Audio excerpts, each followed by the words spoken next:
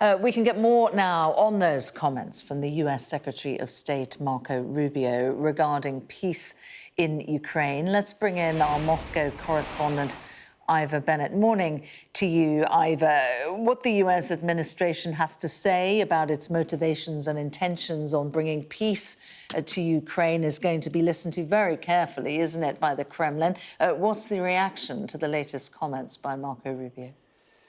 Yeah, very strong words from Marco Rubio there as he leaves Paris after holding talks with Ukrainian and European leaders there yesterday. He also had a call with Sergei Lavrov, Russia's foreign minister.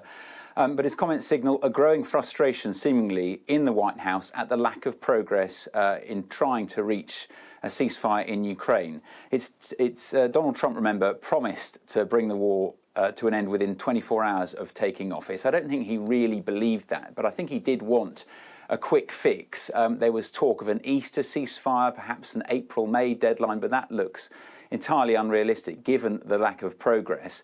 It's 2 months since he started negotiations with a phone call to Vladimir Putin. Since then, his team, US officials, have sat down with both sides multiple times at multiple locations at multiple levels, but they don't really have anything to show for it. At first, Donald Trump was aiming to secure a 30-day ceasefire, cessation of hostilities across the front line, but while Ukraine agreed, Russia didn't. So then that was watered down to a 30-day ceasefire covering strikes on energy infrastructure.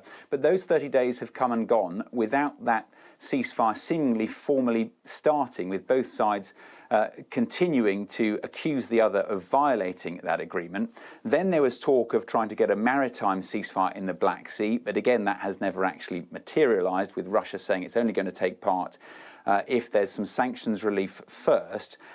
So it seems now Marco Rubio and the US team is getting very frustrated. They're threatening to walk away entirely within days if there's no progress. The question is this a genuine threat to walk away, or is it another negotiating tactic?